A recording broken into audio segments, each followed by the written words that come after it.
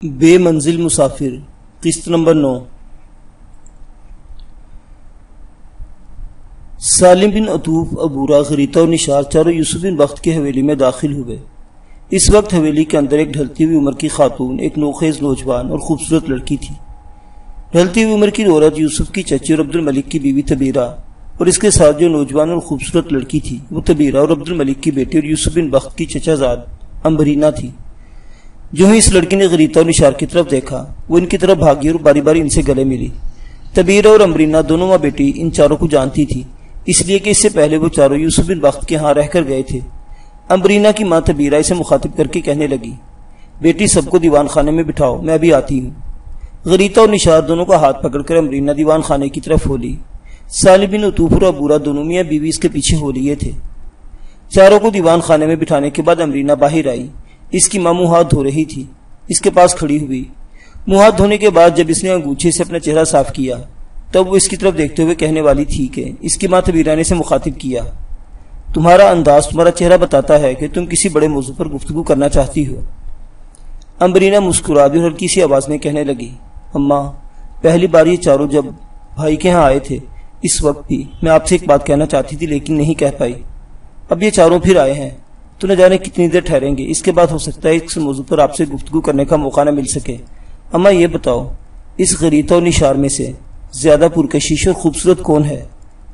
طبیرہ نے گھورنے کے انداز میں اس کی طرف دیکھا، پھر ڈانٹ کر کہنے لگی، یہ کون سا موقع ہے ایسی گفتگو کرنے کا اس گھر میں؟ بھئی ایک وقت 3 اموات ہوئی ہیں اور تم کون سا موضوع لیے بیٹھی ہو؟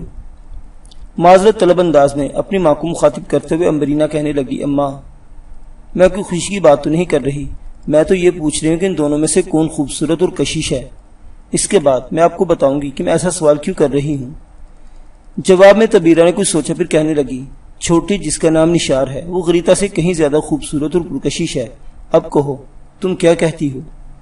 جواب میں امبرینہ سنجیدہ ہو گئی اور کہنے لگی، اماں، آپ جانتی ہیں کہ بڑے بھائی حبیب کے لیے ہم نے غریطہ کا رشتہ مانگا تھا، لیکن ان لوگوں نے معذرت کر لی، اس لیے کہ غریطہ کا رشتہ پہلے سے کہیں طے تھا۔ اگر وہ غریطہ کے لیے مان جاتے تو اس نشار کو چھوٹے بھائی عمر کے لیے لے لیتے، لیکن اب جبکہ غریطہ کا معاملہ ختم ہو چکا ہے تو کیا ایسا ممکن نہیں بھائی حبیب کے لیے ہم نشار کا انتخاب کر لیں؟ اماں، میں یہ نہیں کہتی کہ ابھی اور اسی وقت اس موضوع پر بات کرنے کا معاملے کو پکا کر لیں، لیکن میں ایک طرح سے ایک مشورہ دے رہی ہوں، اپنی پسند کا اظہار کر رہی ہوں۔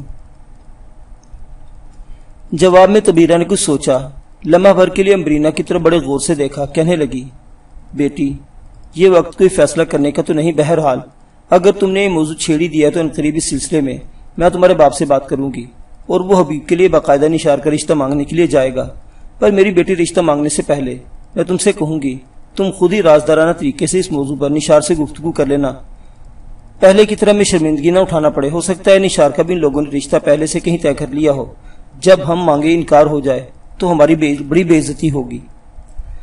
امبرینہ کچھ اداس اور سنجیدہ سی ہو گئی، کچھ دیر گہری سوچوں میں کھوئی رہی، پھر کہنے لگی، اماں، تم کہتی ہو تو ٹھیک ہے، بہرحال اندر آ جاؤ، جا کر ان کے پاس بیٹھتے ہیں، پھر میں علیحدگی میں اس موضوع پر اس سے گفتگو کروں گی۔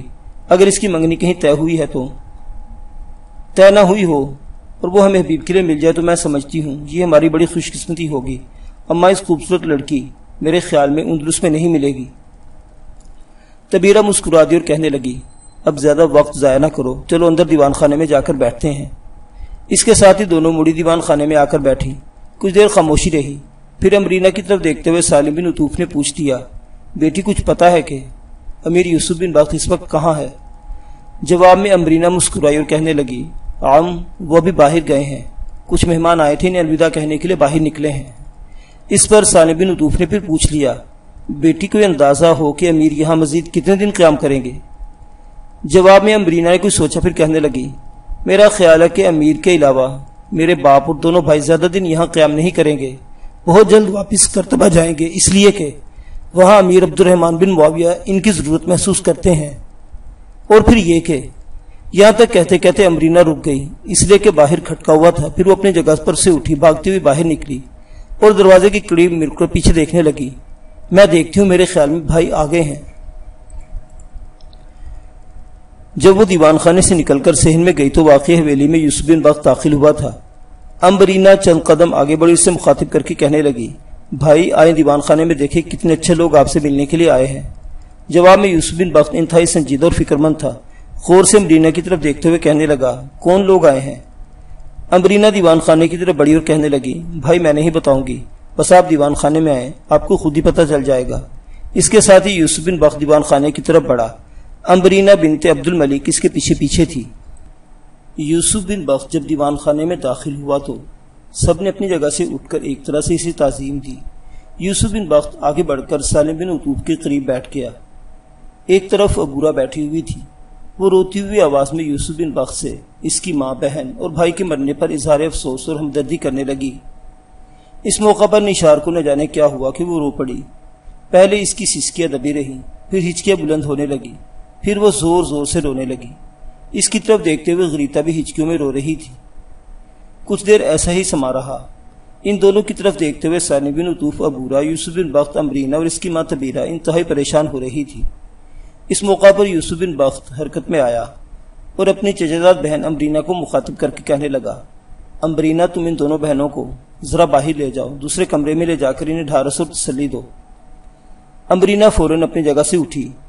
ایک دو بار اس نے نشار اور غریتا کو اٹھنے کے لیے کہا۔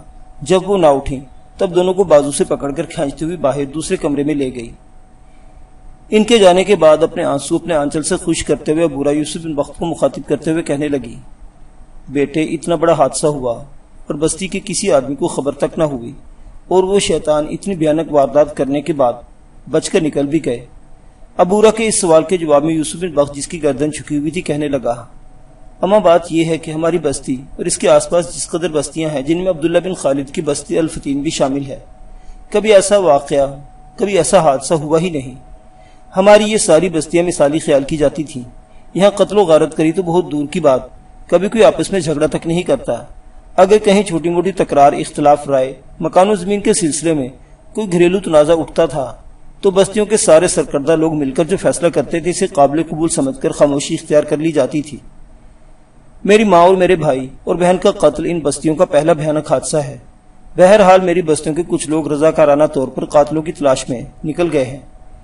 انہوں نے مجھ سے پوچھا بھی نہیں، اور مجھے امید ہے کہ وہ انہیں تلاش کر لیں گے۔ اس حادثے کو دیکھتے ہوئے میری بستی جرید اور آس پاس کی جس قدر بستیاں ہیں وہاں احتیاطی تدابیر اختیار کر لی گئی ہیں۔ نوجوانوں کے گروہ بن گئے ہیں جو بستیوں کی حفاظت کے لیے دن رات مستعد رہنے لگے ہیں۔ یوسف بن بخت جب خاموش ہوا تو نشار کی ماں عبورہ اس کی طرف دیکھتے ہوئے کہنے لگی، امیر، میری دونوں بیٹیاں نشار اور غریتا اپنے آپ کو مجرم خیال کرنے لگی ہیں۔ ان کا کہنا ہے کہ یوسف کو ان کی وجہ سے یہ حادثہ پیش آیا۔ یوسف بن بخت نے سر جھٹک دیا اور کہنے لگا، اور اگر وہ ایسا سوچتی ہیں تو ان کی حماقت ہے۔ قدرت جو فیصلے کرتی ہے پوچھ کر نہیں کرتی، اور پھر وہ دونوں بہنیں اپنے آپ کو کیوں مجرم خیال کرتی ہیں؟ جن لوگوں نے انہیں کوہستانی سلسلے سے اٹھانے کی کوشش کی تھی، ان کی حفاظت کرنا میری الفتین اور آس پاس کی بستیوں کے چرواہوں کا کام تھا، اس لیے کہ یہ کام میں نے ان کے ذمہ لگایا ہوا تھا، اور انہوں نے بڑے احسن طریقے سے یہ کام کی تکمیل کی اور انہیں یہاں میری بستی میں لا کر ایک کمرے میں بند کر دیا۔ آگے جو حادثہ ہوا وہ خداوند قدوس کی طرف سے ایسا منظور تھا، اس میں نہ کوئی مجرم ہے نہ کوئی ملوث ہے۔ یہاں تک کہتے کہتے یوسف بن بخت کو خاموش ہو جانا پڑا، اس لیے کہ عین اسی لمحہ اس کی چچزاد بہن امبرینا کمرے میں داخل ہوئی اور بچوں کی طرح ضد کرتے ہوئے کہنے لگی، بھائی آپ غریتا اور نشار کی ماں باپ سے کہیں کہ چند دن یہاں قیام کریں، اس طرح ہمارے پاس رونق رہے گی۔ اس موقع پر یوسف بن بخت نے سالم بن عطوف کی طرف دیکھا، پھر کہنے لگا، جو کچھ امبرینا نے کہا ہے اس کا جواب آپ خود ہی دے دیں۔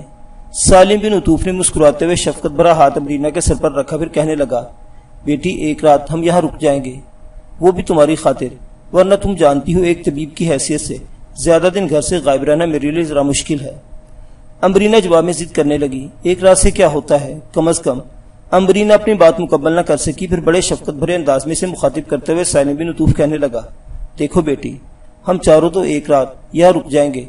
اگر تم غریتا اور نشار کو روکنا چاہتی ہو تو ہم ایسا کریں گے، کل میں اور میری بیوی ابوا تو چلے جائیں گے، اور غریتا اور نشار کو اپنے پاس جتنے دن رکھنا چاہتی ہو رکھ لینا، اس کے بعد میں آ کر انہیں لے جاؤں گا۔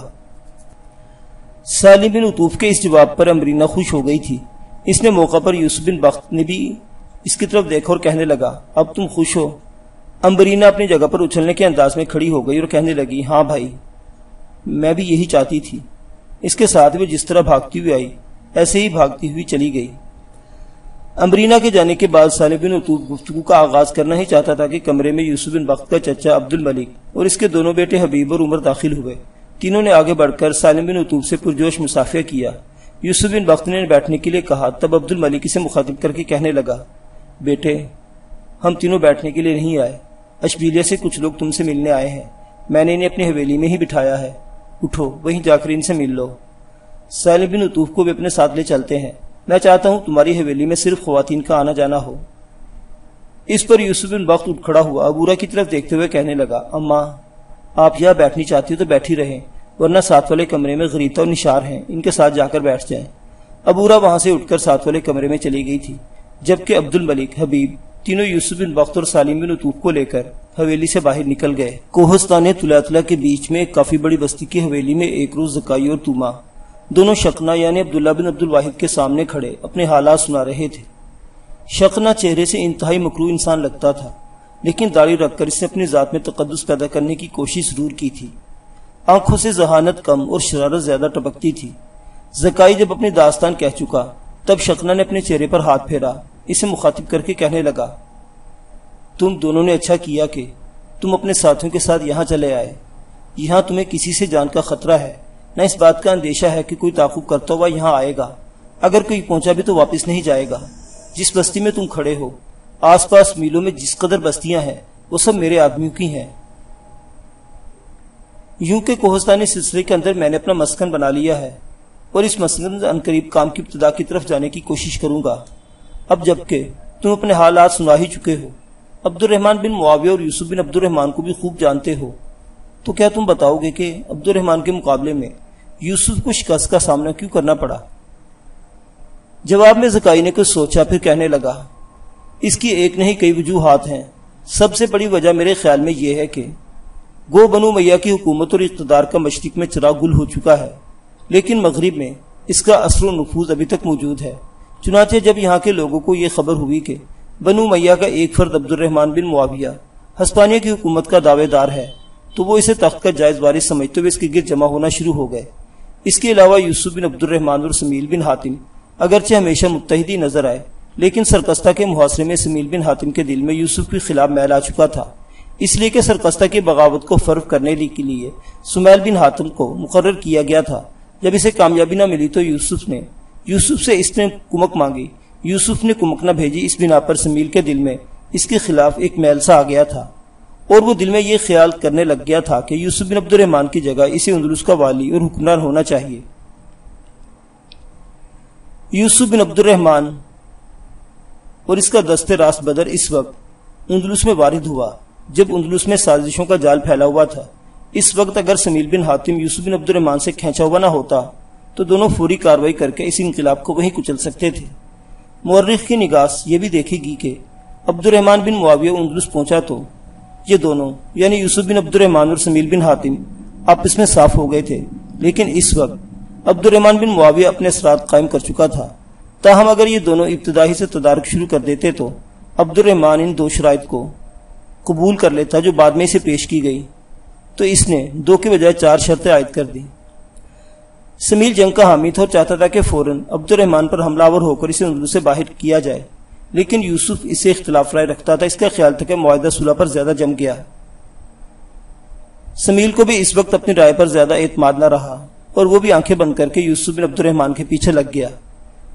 یوسف بن عبد الرحمن اور سمیل بن حاتم سے ایک کوتاہی یہ ہوئی کہ عبد الرحمن بن معاویہ جنوبی اندلس میں تھا، تو یوسف بن عبد الرحمن کے لیے موقع تھا کہ وہ شمالی اور مشرقی اندلس سے وسیع پیمانے پر لشکری جمع کر لیتا، اپنی قوت اور طاقت میں اضافہ کرتا، لیکن اس نے ایسا نہیں کیا کیونکہ وہ شروع ہی سے مصالحت کی خام خیالی میں مبتلا تھا اور ان تیاریوں کے لیے کوئی کوشش نہ کی۔ یوسف بن عبد الرحمن کی اسی مصلحت پسندی اور خاموشی نے الٹا کام کیا، اس لیے کہ اندلس کے بہت سے علاقوں سے مسلح لوگ اور ادھر ادھر پھیلے ہوئے لشکری آ کر عبد الرحمن بن معاویہ کے پاس جمع ہوتے رہے، اس طرح طاقت اور قوت میں اضافہ کرتے رہے۔ اس کے علاوہ اندلس میں انگنت مسلح جوان تھے جو بنو امیہ کے نمک خوار تھے، لہٰذا عبد الرحمن بن معاویہ کو سنتے ہی اس کی خاطر اس کی طرف امڑے۔ زکائی جب خاموش ہوا تب شقنا بولا اور اپنے پہلو میں جو شخص بیٹھا ہوا تھا اس کی طرف اشارہ کرتے ہوئے زکائی اور تولا کو کہنے لگا، یہ میرا دست راست ہے، یا یوں جانو یہ ان علاقوں میں میرا نائب ہے۔ میرے ساتھیوں کے اندر یہ وجیح غسانی کے نام سے جانا پہچانا جاتا ہے۔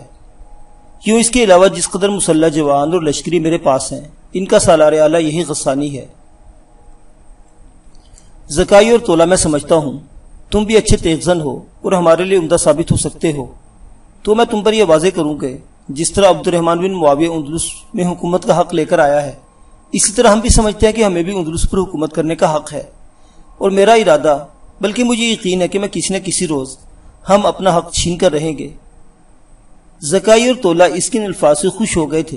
اس بار طولہ نے اسے مخاطب کیا، یقیناً آپ اس قابل ہیں کہ اندلس کی حکمرانی آپ کے ہاتھ میں ہو۔ طولہ کو خاموش ہو جانا پڑا، اس لیے کہ اس کی بات اچکتے ہوئے شقنا کا نائب وجیح غسانی بول اٹھا تھا، تم لوگ ٹھیک کہتے ہو، اب وقت آنے والا ہے کہ اندلس کے سارے علاقے کی باغ دوڑ ہمارے ہاتھ میں ہوگی۔ گو عبد الرحمن بن معاویہ نے اندلس میں داخل ہو کر یوسف بن عبد الرحمن کو اپنے سامنے زیر کر کے حالات کو اپنے حق میں کرنے کی کوشش کی ہے، لیکن ابھی تک اسے اندلس کا حقیقی رہنما تسلیم نہیں کیا جا سکا۔ ابھی بہت سے علاقے ہیں جن پر اس کا تصرف نہیں۔ اس کے علاوہ ہماری اور عبد الرحمن کی طاقت اور قوت میں بڑا فرق و تفاوت رہے گا۔ عبد الرحمن صرف اندلس میں جمع ہونے والی قوت پر انحصار کرے گا، لیکن ہمارے ارد گرد بہت سی طاقتیں ہیں جو ہماری مدد کریں گی، جبکہ عبد الرحمن اکیلا افریقہ سے اسے کوئی مدد نہیں ملے گی۔ خلافت بغداد پہلے ہی اس کے خلاف ہے، وہ تو اس کا قلع کما کرنے کی کوشش کرے گی۔ بہرحال جن امور میں یوسف بن عبد الرحمن ناکام، عبد الرحمن بن معاویہ کو کامیابی ہو گئی، ان امور سے ہم بچ کر رہیں گے۔ جو غلطیاں یوسف بن عبد الرحمن اور عبد الرحمن بن معاویہ نے کی، وہ ہم نہیں دہرائیں گے۔ ہم وہ کام کریں گے جن کے ذریعے عبد الرحمن بن معاویہ کو زیر کرتے ہوئے اس کے سامنے دو ہی راستے رکھیں گے، یا تو اپنے آپ کو ہمارے حوالے کر دے، ہم اس کا خاتمہ کر دیں گے، یا اندلس کی سرزمین چھوڑ کر جدھر سے آیا ہے ادھر ہی چلا جائے۔ وجیح غسانی جب خاموش ہوا تب زکائی نے شقنا کی طرف دیکھا اور خوشی کا اظہار کرتے ہوئے کہنے لگا، اگر آپ کو کچھ نصرانی حکمرانوں کی طرف سے بھی تائید اور حمایت حاصل ہے تو یوں جانے اندلس کی حکومت آپ کے قدموں میں پڑی ہوئی ہے۔ زکائی کے ان الفاظ پہ شقنا پھول گیا تھا، فوراً اس کی طرف دیکھتے ہوئے کہنے لگا، ہماری مدد اور حمایت پر ایک نہیں کئی نصرانی حکمران ہیں۔ سب سے پہلے تو فرانس پوری طرح ہماری حمایت میں ہے، ہمارا اس کے ساتھ رابطہ بھی ہے۔ اس کے علاوہ شمالی اندلس کی سب سے طاقتور نصرانی قوت اشتورس کا حکمران تدویلا بھی ہماری حمایت میں ہے، اس سے بھی ہمارا رابطہ ہے اور وہ ہمیں برابر مدد روانہ کر رہا ہے۔ میں تم پر یہ انکشاف کروں کہ ان بستیوں میں جو ہمارے مسلح جوان ہیں، ان میں کافی نصرانی گھرانے بھی ہیں جو وہاں سے آ کر ادھر آباد ہوئے ہیں اور ہمیں اندلس کی حکومت دلانے میں مدد اور حمایت کے خواہش مند ہیں۔ اس کے علاوہ شمورہ، ایلا، شقوبیہ اور کشتالہ کے حکمران بھی ہماری پشت پناہی پر ہیں، اور سب سے بڑھ کر بیشنکس کا کاؤنٹ آف سرڈین بڑی بے چینی سے اس وقت کا انتظار کر رہا ہے جب اندلس کی حکمرانی ہمارے ہاتھ میں ہوگی، اور یہ سرڈین بھی ہر طرح سے ہماری حمایت اور مدد کر رہا ہے۔